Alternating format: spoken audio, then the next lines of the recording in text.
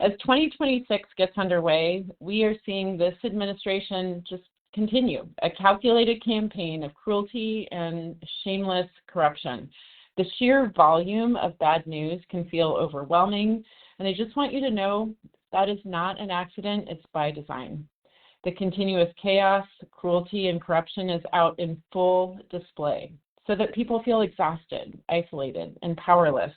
And again, that is the point, to overwhelm and run people down so that it's harder to hold anyone accountable. And we cannot allow ourselves to lose focus on what is a clear agenda to dehumanize and marginalize communities while those with power and privilege amass more power. Immigrants, women, people of color, LGBTQ plus people with disabilities, our unhoused neighbors, these communities are deliberately being scapegoated and placed in harm's way using the power of the federal government. Cruelty and dehumanization are not a side effect of these policies. It is, again, the point. And I saw exactly what that looks like just last Friday. I traveled to Texas to advocate for the Crespo-Gonzalez family who were detained in an urgent care parking lot while trying to get care for their 7-year-old child, Diana. They were taken to a facility that looked for everything in the world like a state prison from the outside. There are reports of contaminated food, a lack of clean water, and active measles cases.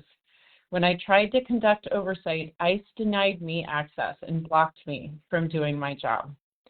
Thankfully, I was able to bring the Crespo-Gonzalez family home with a lot of advocates and partners in our community, but far too many families are still trapped in that system, suffering in silence. Our country can and must do better than this. We can choose compassion over cruelty. We can choose dignity over dehumanization. And one of the most powerful things we can do right now is refuse to look away. We must continue to show up, to bear witness, to demand accountability, and refuse to be desensitized to the cruelty. That is why this town hall matters. That is why your voice matters. Thank you again for being here. I'm excited for your questions in this conversation. To ask a question live, press *3. And to subscribe to my newsletter, press *6. Thank you. Thank you so much, Congresswoman. Now, before we get underway, I want to introduce a member of Congresswoman Dexter's team, Jeff. Our caseworkers are bilingual, and we offer translated materials. If you are having trouble with a federal agency, including immigration-related matters, know that our office is here to help. Hola, si desea un resumen de esta reunión, hacer una pregunta o necesita ayuda con una agencia federal, por favor llámenos al 503-231-2300 o en línea en dexter.house.gov. Gracias por estar aquí esta noche y esperamos responder a sus preguntas. Thank you so much, Jeff. Now on to our first question, which is we're going to Sarah in Hood River. Sarah, you are live with the Congresswoman. Mm-hmm. Hi. So my question, thank you, first of all, for your service. I really appreciate everything that you're doing. I just wanted to ask if you know whether there are any ICE detention centers that are being, planned for our state.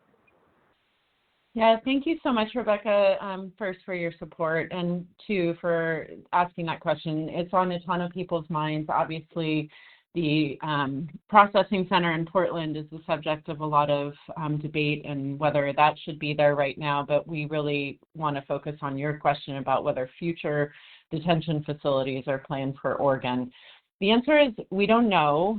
There have been reports that there might be permits being requested in Newport.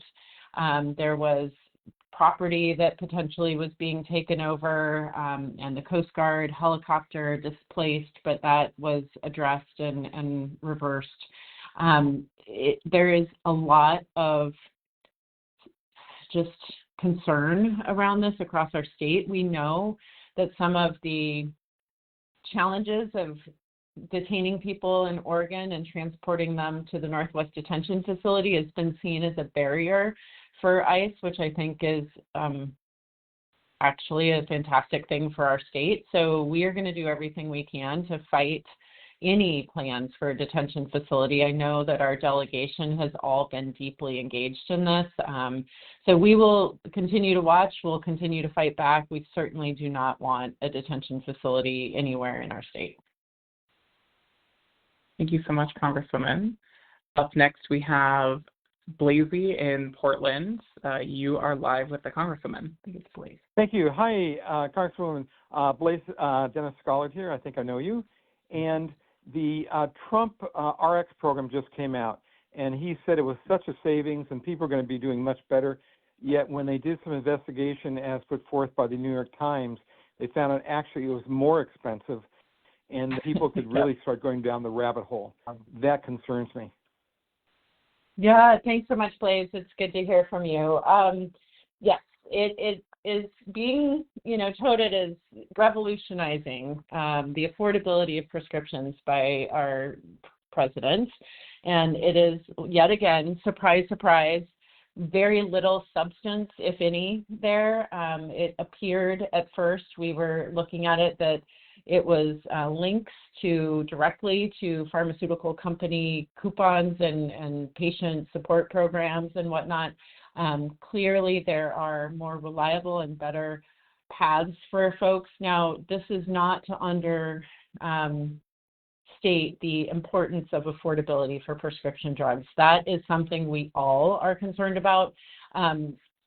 Further doubling down on coupons and other things that are ways to trap patients into expensive and brand name drugs is absolutely not the path. The fact that we are still advertising to people on, you'd think that Wegovy was as affordable as anything. If you watch the Super Bowl, it is insane. So we have to do everything we can to stop direct to consumer advertising, to actually get affordable formularies and to make sure that people's out-of-pocket costs are capped. Our president is not aligned on that, and we are fighting to make that a reality. Should we have the opportunity to work with our Republicans, that is welcome, and if not, we are absolutely hoping to be able to do that on our own moving forward. Thank you so much, Congresswoman. Up next, we have Wayne from Portland, and Wayne, you are live with the Congresswoman. Hey, good evening, Congresswoman. Hi, Wayne. Hi there. I'm a retired federal employee. I'm here tonight representing the National Retired and Active Federal Employees Association. We're the only association dedicated to advocating on issues that matter most to federal employees and its retirees. First of all, I want to thank you for co-sponsoring the Saving the Civil Service Act, H.R. 492, which protects federal workers by keeping hiring and firing based on performance and not on politics. Unfortunately, OPM is moving ahead with an executive order that could reclassify up to 50,000 career employees as at will, putting them at risk of being fired for any reason and weakening the merit system. This also appears to sidestep the current pause on the RIF actions.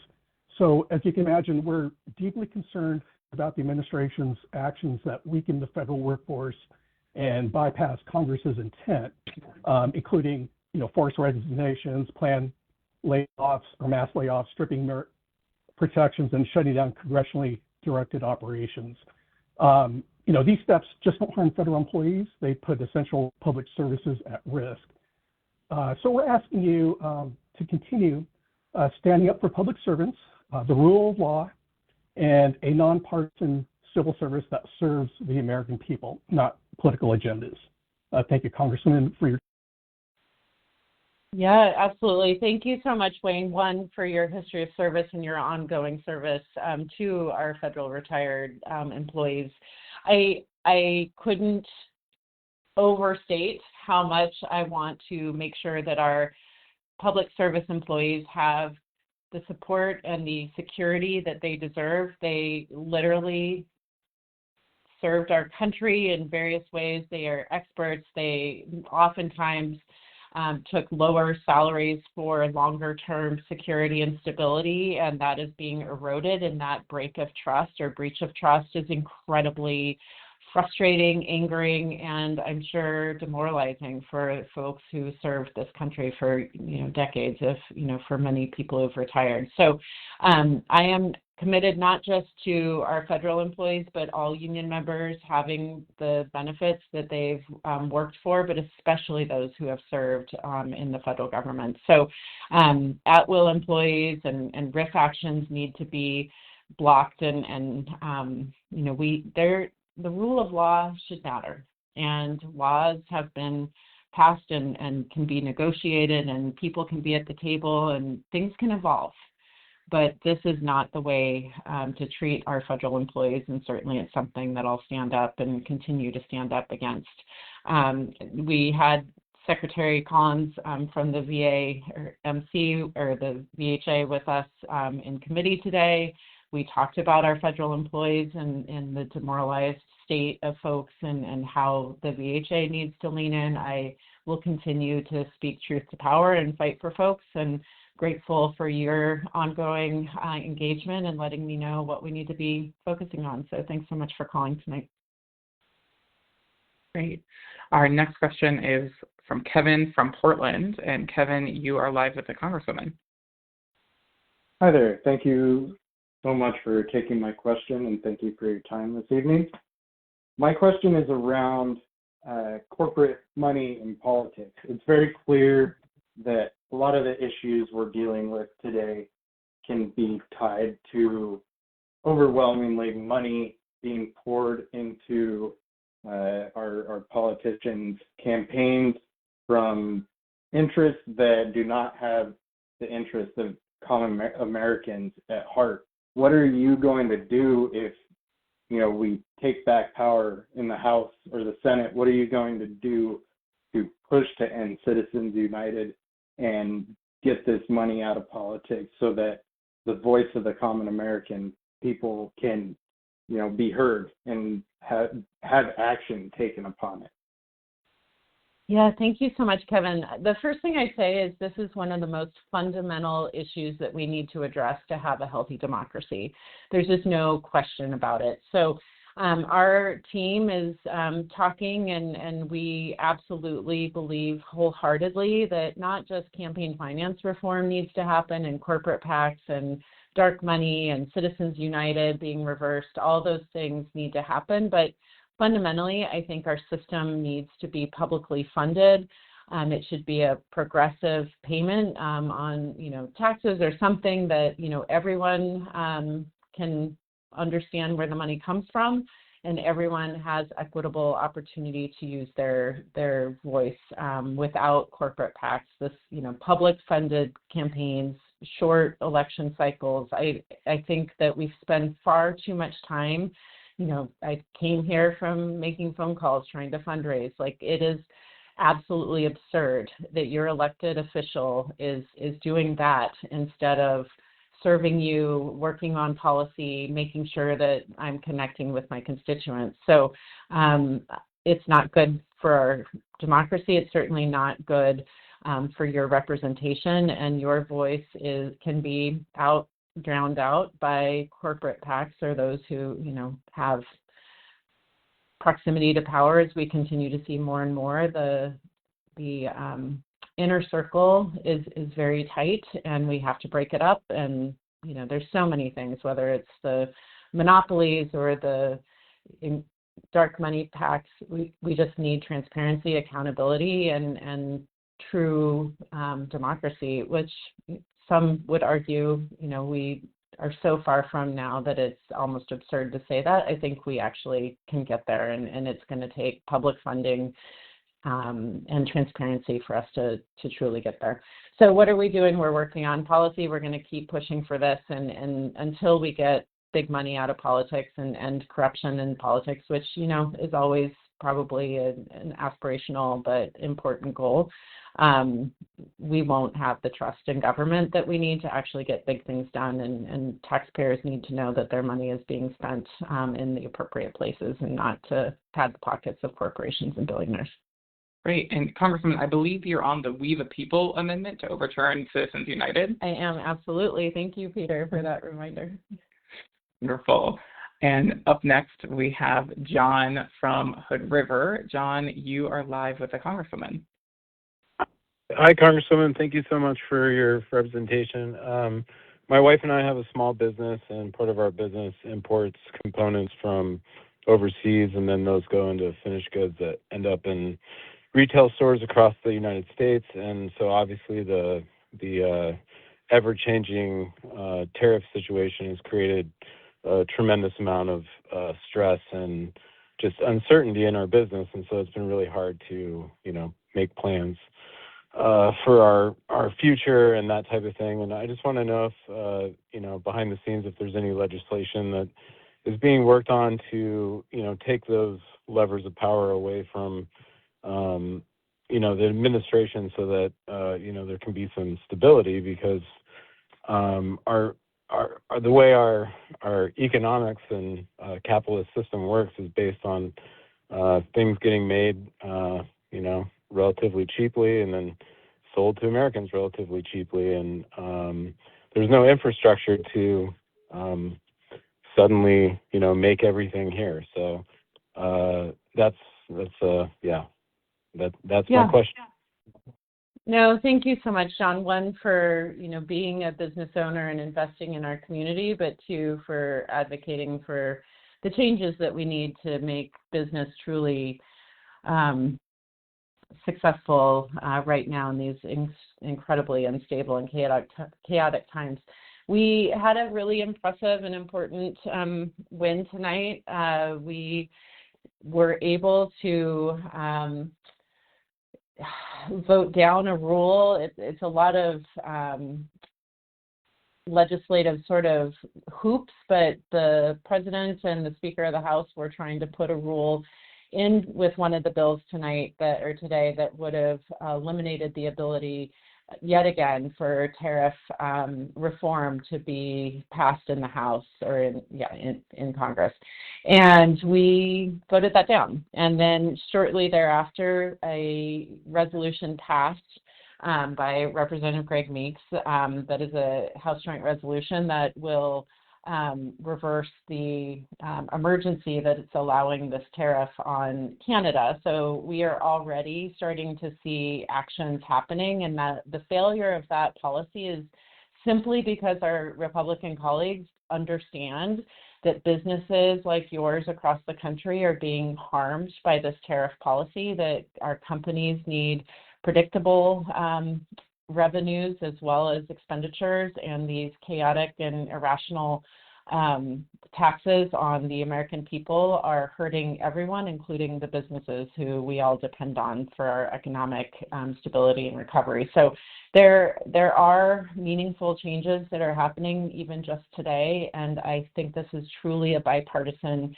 area where we see that the economy is not doing better as a result of this, and in fact we know that businesses across this country are really in dire straits as a result. So I do think there are meaningful changes and policies that are going to be passed to address this. The president, is going to remain very committed. For whatever reason, he's fixated and loves tariffs, and so we're going to have to continue to hear from you. The people speaking, business owners talking to us about the impacts, please continue to share those stories, because they do matter and they do make a difference. And then to your point, we can't just overnight change a supply chain issue and suddenly make everything here in America. It's an absurd sort of idea. And so, we also need to get economic development and resilience in our supply chains, of course. But this is not going to all of a sudden happen overnight, that America is going to make everything that we need. So thank you for doing what you do. And please do keep us on your email list to let us know how things are going as this evolves.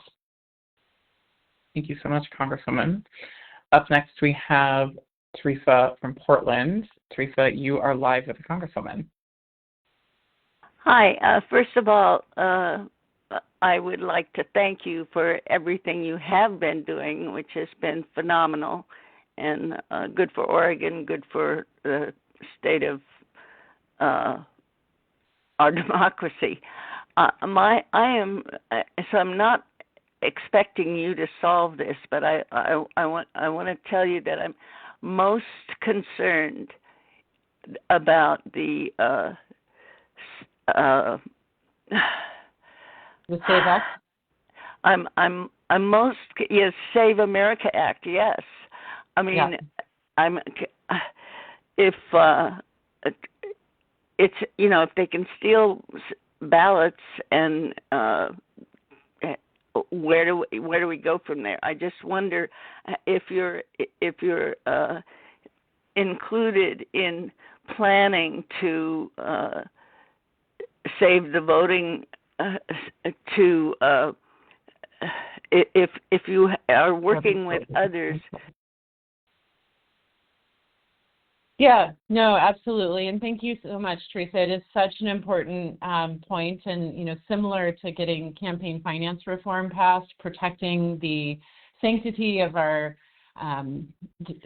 voting system and people's ability to access ballots and their right to vote. We have done a good job in Oregon on that. We are one of the easiest states to vote, and that is such an important thing. It is very different than in Texas and other places where people just have too many barriers to get to the ballot.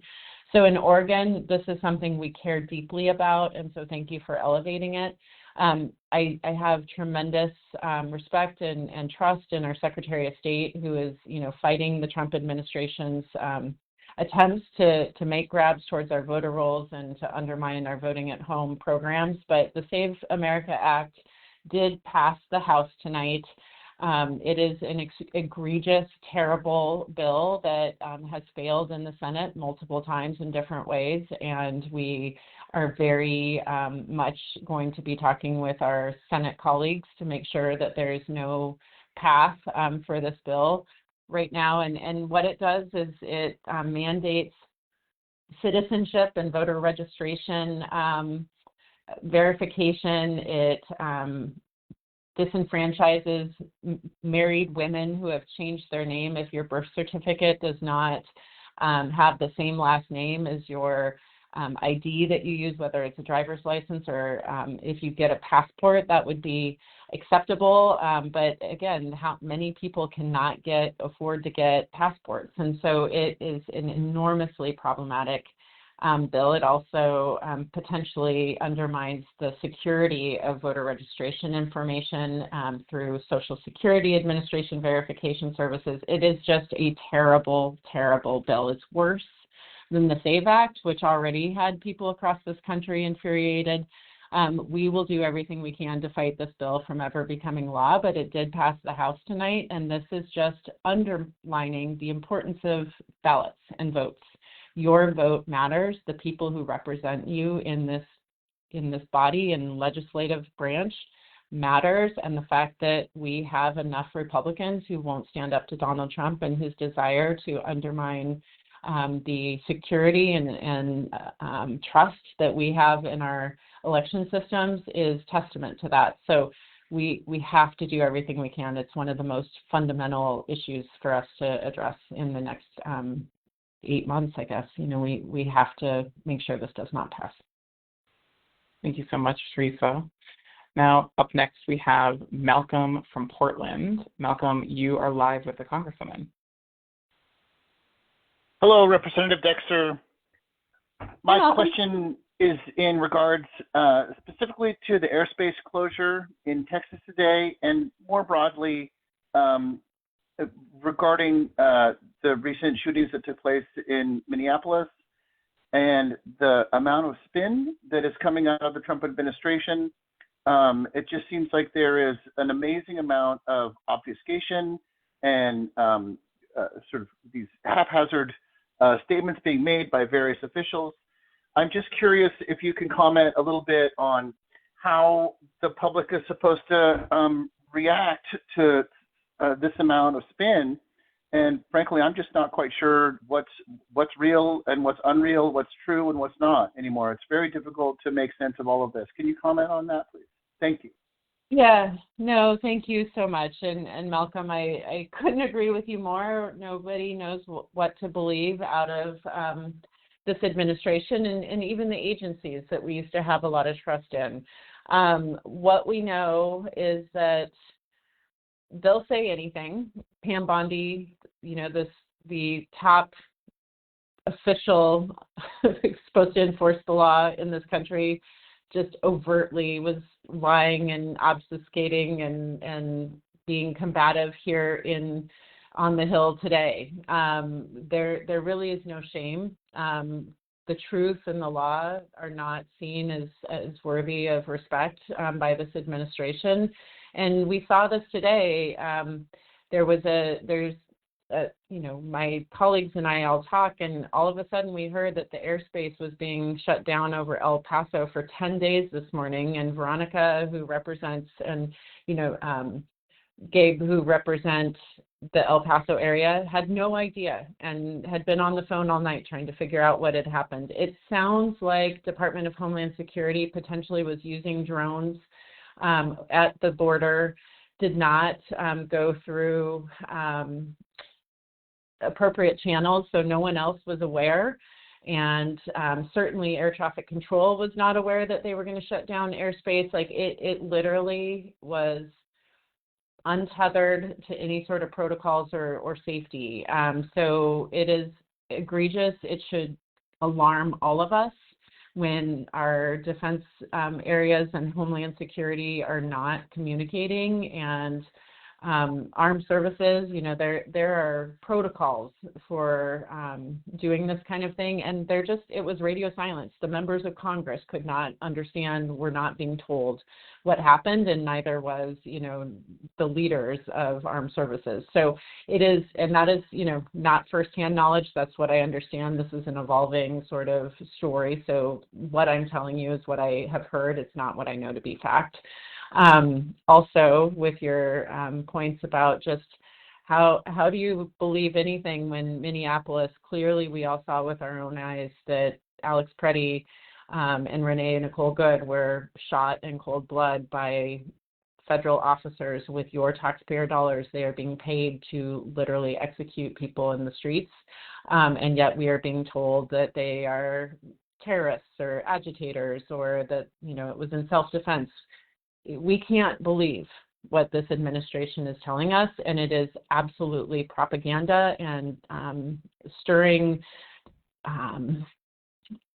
ideology and conflict that has no interest of the people. It has the interest of certain people in power.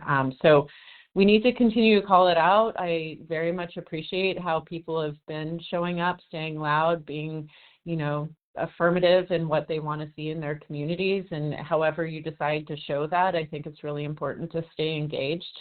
But we need to demand the truth. We need to demand accountability, and I will be very clear that what Donald Trump is doing is, the Epstein files is yet another thing. I was sitting with Epstein survivors last night. I was at a press conference with them today.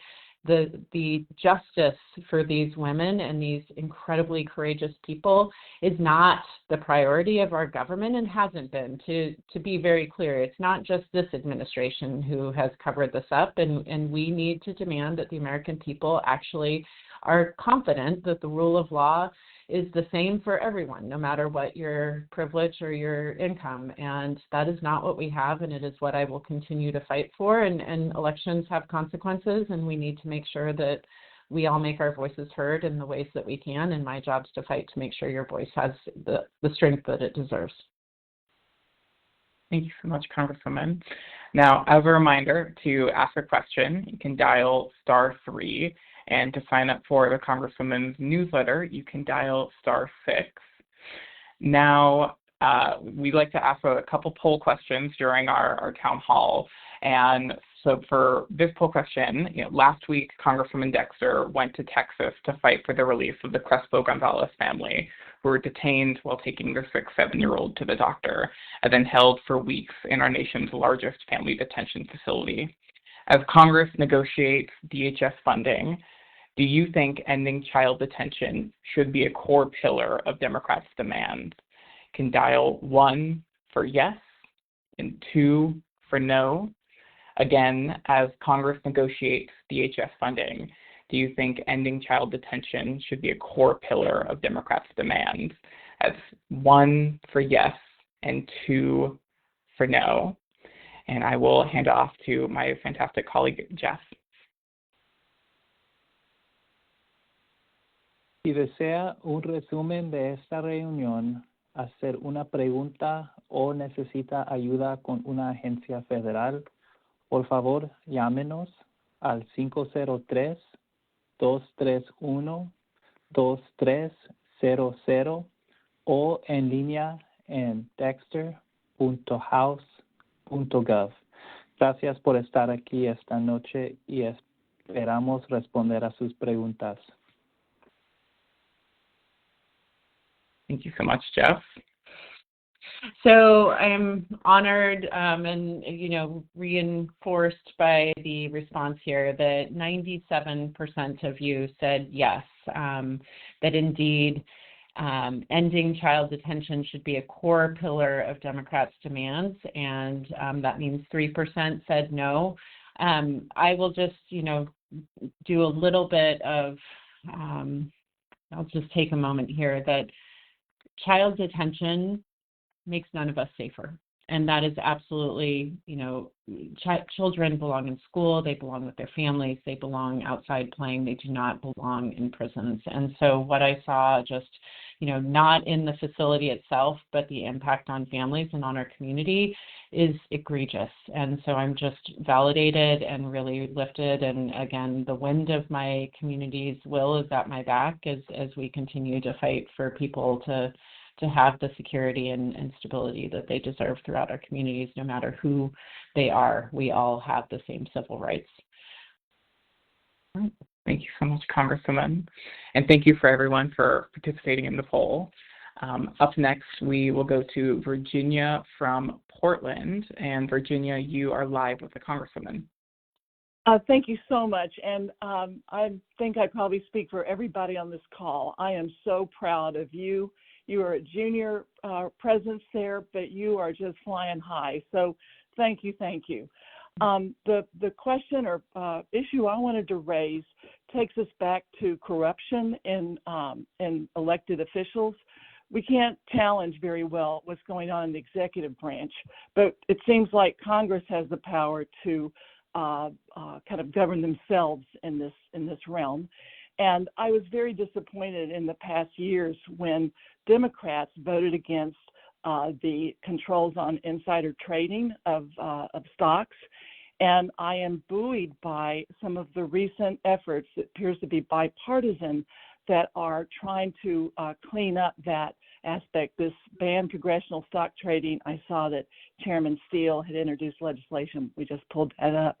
So I wondered where you stand on that and how strong this bipartisan commitment is to reduce these just egregious conflicts of interest. Thank you so much.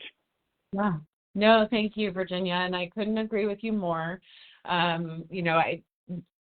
Regardless of what congressional members say, we have information knowing where we're going to be investing money, what sort of areas we're going to have grants. Like we do, it's not technically insider trading, but we know where the money's going to be going, whether it's, Donald Trump trying to get vaccines for COVID or whether it's, defense investments or agricultural subsidies.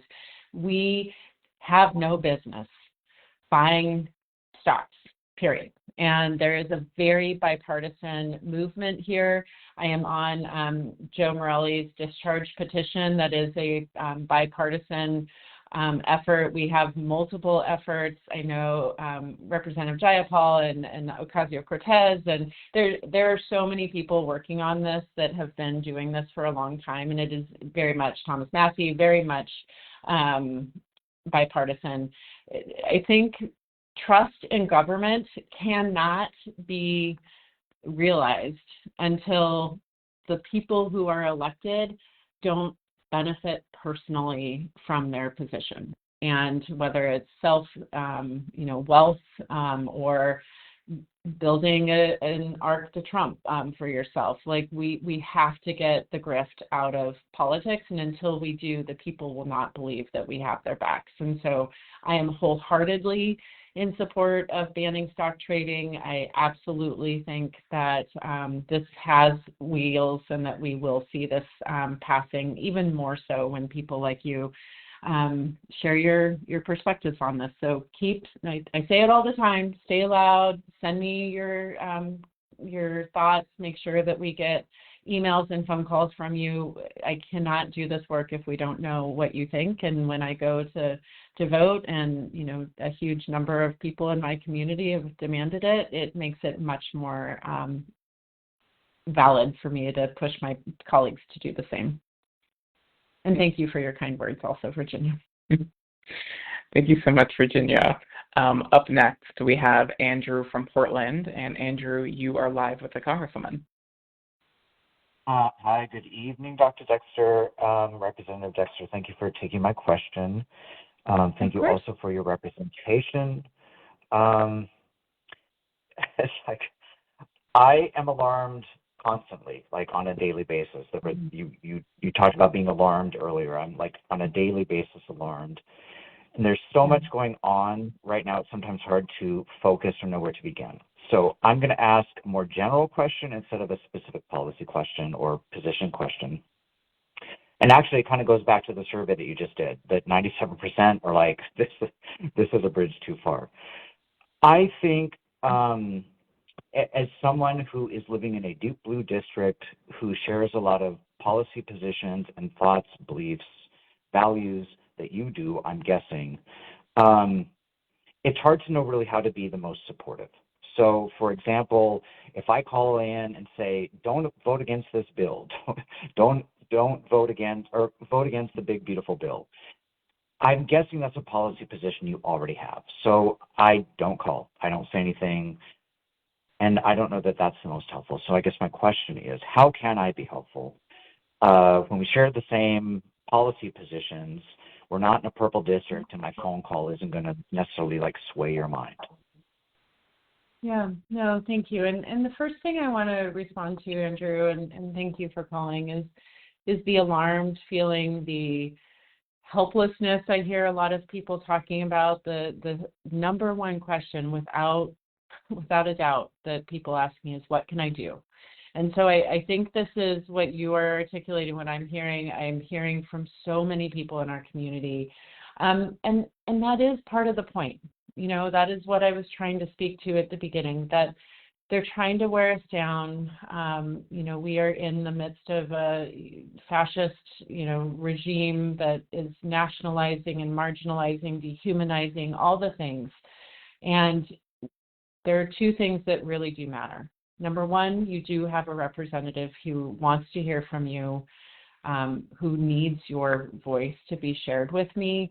When I heard from hundreds of people the week that I went to El Salvador, it helped me know that people wanted me to stand up for this constitutional crisis that was the beginning of an erosion of people's civil rights in this country. And that gave me fodder when people were frustrated that I was leaving the country. And this happened yet again this week when I went to Texas. There are critics who say I shouldn't be leaving Oregon. I shouldn't be using taxpayer dollars or time to go to Texas for this one family. And quite the contrary is what I know to be the will of my district, because you all called in overwhelming support of us going and taking care of the people of our community. So your voice, your emails, it absolutely matters. And when we have hundreds, do not discount the importance of your one effort, because a lot of people right now are working too damn hard to make ends meet, and they can't pay attention, let alone take the time to write. So that is a privilege that some people in our community have, and I'm grateful that they share that time and effort with me.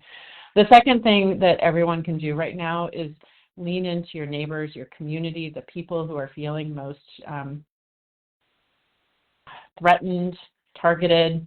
It is real right now, and hopefully folks realize that it is just a matter of time until it is all of us who are targeted, and we have to stand in solidarity. We have to build trust amongst ourselves, because we do not have trust with the people who are leading us, and I hope that I can retain and gain trust from folks who aren't sure that they trust me yet, and maintain it for those who already do, because right now all we have is each other. So check in on your neighbors, make sure you know who lives on your street, who feels like if there was, ice in the area that they aren't willing or able to go to the grocery store, if elders are in the neighborhood and there's clashes and tear gas deployed, like who has asthma, who might be afraid to open their windows or go outside. There's just so many things right now.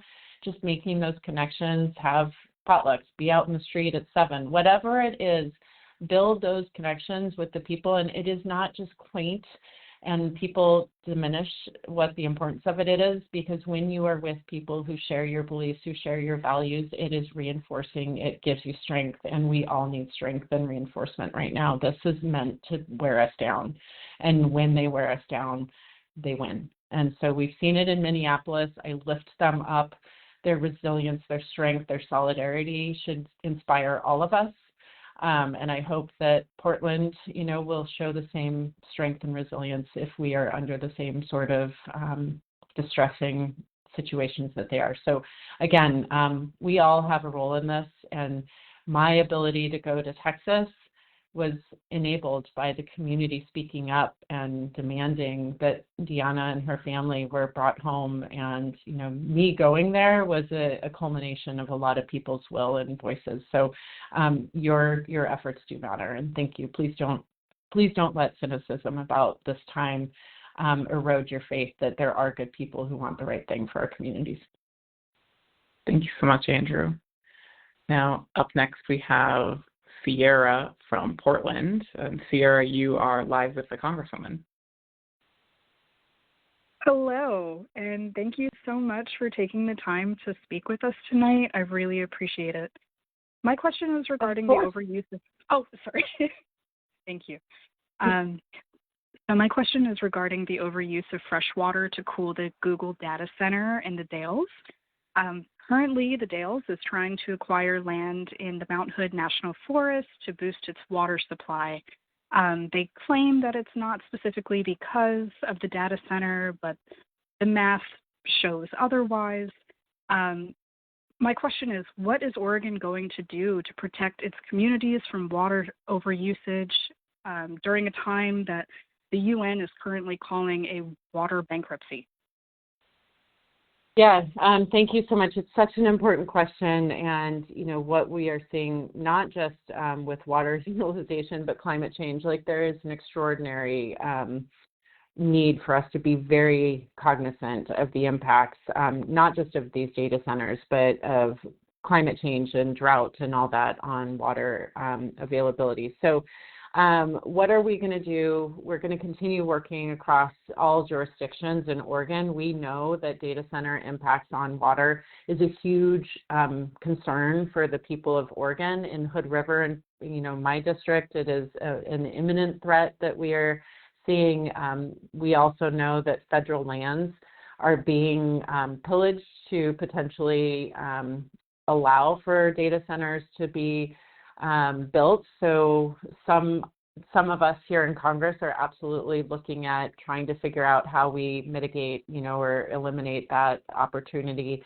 I'm very honored that we had an amendment that was successfully attached to the Republican Energy and Water Funding Bill earlier this year that requires data centers show what amount of water they are using so that communities can track that and charge appropriately or decide differently.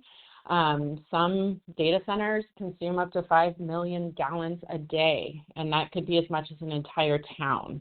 And we are seeing this in the Dalles, potentially as a threat right now. So, and awareness worked even earlier this week, I think.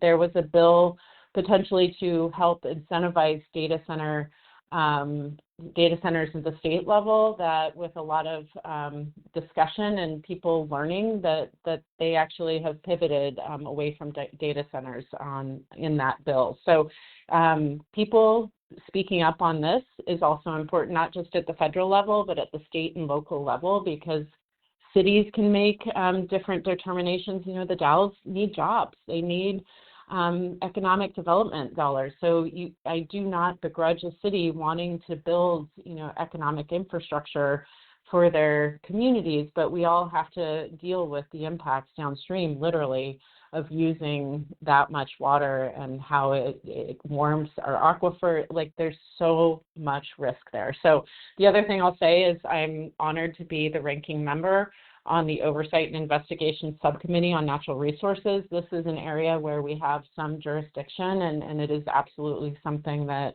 you know, if I have a gavel and get to choose what oversight hearings we have, we will be looking at the impacts of data centers on our federal lands and our watersheds. So thank you for keeping this in the spotlight. Thank you so much, Sierra. Now, up next, we will go to Brian from Portland. And Brian, you are live with Congresswoman. Well, thank you very much. First of all, I'd like to thank the Congresswoman for supporting democracy and decency and law and order by voting to impeach the former president, Donald Trump.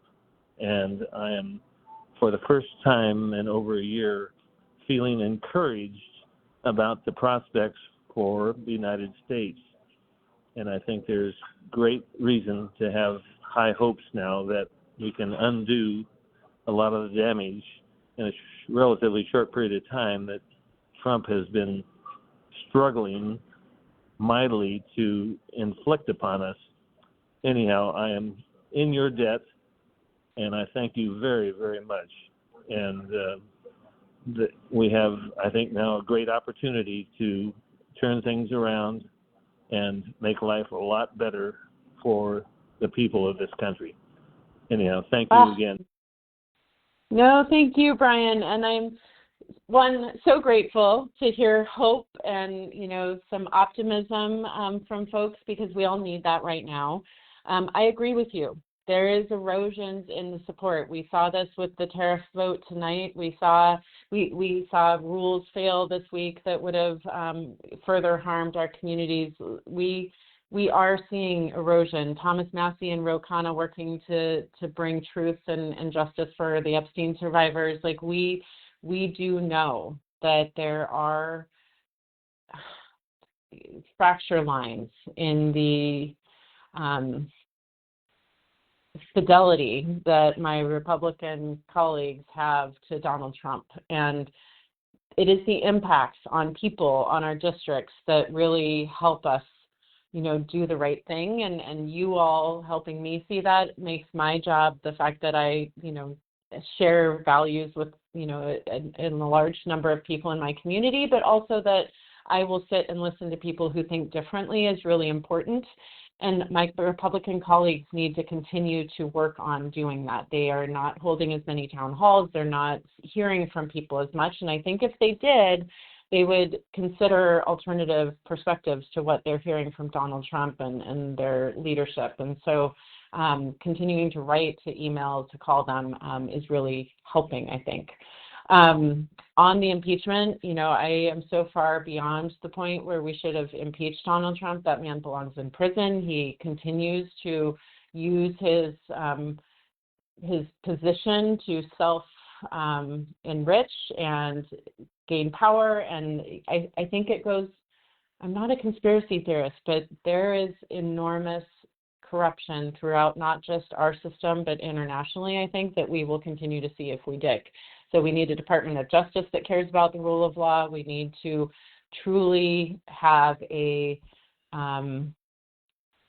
reflection and a correction as elections hopefully have different outcomes. And I share your optimism that we will get to that point. So don't give up hope. Continue, you know, writing with your thoughts, and we will continue marching forward together. Thank you so much, Brian. And up next, we have Mike. And Mike, you are live with the Congresswoman. Hey, yes, thank you, Congresswoman. I wanted to ask, are Democrats going to be standing strong on not letting ICE be anywhere near polling places? I think it's a real concern that Trump is going to try to screw with the elections in 26 and beyond. Yep. Thank you very much. No, thank you. And I couldn't agree with you more. And luckily in Oregon, it's hard to intimidate somebody from going to their poll place when it's in their living room. But in many other places, like that is absolutely, having ICE officers sitting around polling places where there's mostly Democrats or where there's people of color, especially Latino and Asian, Pacific, and other immigrants. We know their game plan there potentially. We have to stand in the path of that. It is absolutely impossible for me to vote for any bill that would fund the Department of Homeland Security, that continues to fund ICE first. We have to defund and dismantle ICE. It has to be broken completely apart. And they have no business anywhere near our polling places, our churches, our hospitals, our schools. But we have to stand up for this. And I cannot speak for all my colleagues. I hope you can hear the commitment in my voice. This is absolutely something I will continue to speak out about, go to the floor on, talk to my colleagues, talk to my leadership. We are imploring Leader Jeffries and Chuck Schumer to hold the line on this, and our elections are at stake. And I think they see that. I hope that we will hold the line. We may be going home tomorrow, and if we do, that will mean a government shutdown. And this will continue to be a topic of discussion. So if you care about this issue, make sure that you reach out and if I'm your congresswoman, I probably am if you're on the phone, please let me know, because it does, if I'm hearing about this, it is something that I can speak to my leadership about and continue to elevate. But thank you for raising that. And Congresswoman, I believe you're on legislation that would prevent ICE from being at polling stations, hospitals, sensitive locations. Yes, absolutely. Wonderful. All right, and our next question will be Natalie from Portland. And Natalie, you are live with the Congresswoman. Hi, good evening. Can you hear me? I can. Hi, Natalie. Okay. Hi, good evening. I am a Black-owned company here in Portland. I'm an environmental scientist, and my question is twofold. First one is, what can you do, and what can the rest of Congress do to roll back some of these environmental regulations that the crazy person in the White House with his executive orders is wreaking havoc on my I'm also a former federal employee, so it's wreaking havoc on my former federal counterparts, and then also us in the private industry that are working on these projects with the environmental impacts.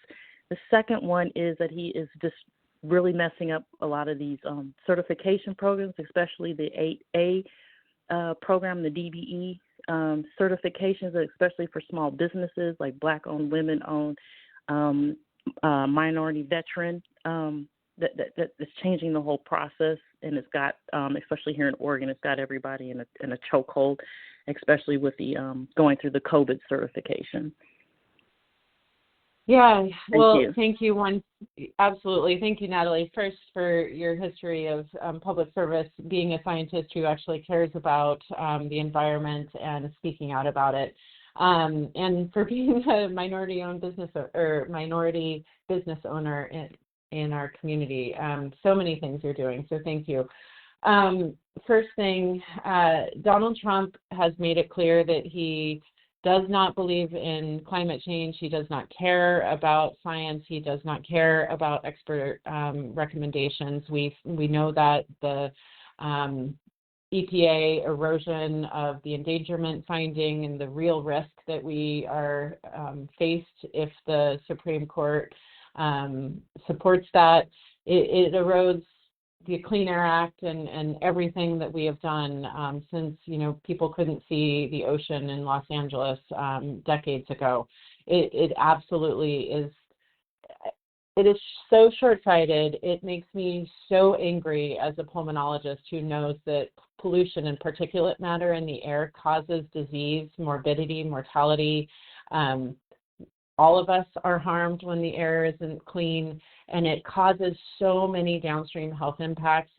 Learning, we know that kids learn better when the air is cleaner in the classrooms. Like this, every person should be able to breathe clean air, and he has absolutely no qualms about eroding 50, 60 years of work in that. So as soon as we can, I am dedicated to clean air, is one of my fundamental issues I will absolutely be an advocate on. And in fact, we had a press conference planned today at the EPA to talk about this. We will continue to speak out about it. I also serve on natural resources, federal lands. We've been talking about deep sea mining, and today, in fact, they passed a bill to allow cables to be buried in the sea through marine reserves. It is mind-blowing without permits. Like, you can go through marine reserves without a permit, but you have to have a permit in less protected areas. I almost feel like they are trying to do the most harm possible. I literally think they're just trying to destroy everything that we've done, and we're seeing the impacts. Like, climate scientists did not anticipate the escalation of climate change that we are seeing, or at least the preponderance of scientists. And so I am dedicated to working on this. I was talking to my colleague Kelly Morrison on the phone or on the floor today about this as we were sitting there irate about these bills. Congress is angry and the people are angry, and we need, again, to make sure that we represent the people who elect us, and so elections have consequences, and we'll hopefully see outcomes that support environmental policy change and protection in the coming months and years. Thank you so much, Congresswoman. Now, before we wrap up, we have one final poll. At every telephone town hall, Congresswoman Dexter asks, what's the number one issue you want her to focus on in Washington, D.C.? We know that there is so much going on, but if you have to pick one issue, what is the issue that matters most to you? You can respond right now using the keypad on your phone.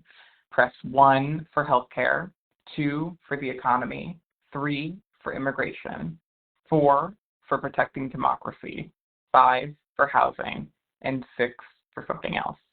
Again, if you have to choose just one, what's the issue that matters most to you? Press the number that best fits your priority. Again, that's 1 for healthcare, 2 for the economy, 3 for immigration, 4 for protecting democracy, 5 for housing, and 6 for something else. And while we wait for responses to come in, a quick reminder that if you ever need help with a federal agency, including immigration support, please call our office at 503-231-2300. Our caseworkers are bilingual and fantastic and can provide translated materials to make sure you get the assistance you need. And I will now pass it on to Congresswoman Dexter. Yeah, thank you so much. As Peter mentioned, this is a question that I ask at every telephone town hall I host, and every single time, even tonight, the answer is the same. Oregonians are deeply concerned about the state of our democracy. Tonight, 77% of you who have answered so far have said that democracy is the number one issue, if you had to choose one, that you would prioritize. Number 2 is immigration, which is a change. That is 8% of folks tonight. 6% is healthcare, and healthcare is commonly one of the top 2 or 3. We have, 5% now for housing. That just changed. So housing, and then other, and economy is last. And, I think if we all had to say, all of these things are important. So thank you for helping me understand the priorities. And again, I think we understand that our environment is being attacked by the people who we've elected. They're eroding democracy. We have to protect that first. And I appreciate how much our community understands that. And democracy has a lot more to do with our rights, our freedoms, our ability to raise our children in a country that follows the rule of law. And so when I think about our democracy, it is not just about voting, which is extremely important, but it is about the state of our government and how we abide by the documents that are foundational for us all. And so thank you so much for engaging tonight, for certainly being here. I'm thrilled that 12,000 and audio attendees, yeah, we're just under 13,000 total people. Some folks are streaming and some folks are on their phones, but over 12,500 are on the phone tonight.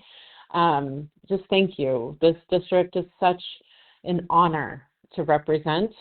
The fact that you all literally have my back as I go to try to fight to get our neighbors out of custody and to speak up against this, administration. We all want immigrants welcomed and treated with dignity. I think we want immigration reform, but we don't want children in detention. We don't want people in the streets met with violence. Our democracy belongs to the people, not corporations, not extremists, and certainly not authoritarian strongmen. We need a future that we all can aspire to, where healthcare is affordable and accessible, where families don't have to choose between rent or prescriptions, and where children have robust educations and high-quality, affordable childcare. Thank you all for staying engaged, for asking hard questions, for refusing to look away, and refusing to become so cynical that you lose faith. Thank you. I'm honored to serve you, and legitimately, your voices are what give me strength. I carry you with me every day. When I lose my will to stay loud, your staying loud helps me, and I hope you feel the same. We have to believe that we can get through this, and we will together. So please continue to fight for our community. Please continue to hold me accountable. You will not agree with everything I say. I want to hear about that too. And if you haven't already, we're heading into a period where we won't be able to send out mass communications unless you've opted in to our newsletter. So please go to dexter.house.gov to sign up for the newsletter. Follow me on Instagram, Facebook, Threads, X, all the social media that we can get to stay connected. Let's keep showing up for each other, fighting for each other, fighting for dignity, our democracy, and certainly for our communities. Take care and have a great night. Thank you for joining us.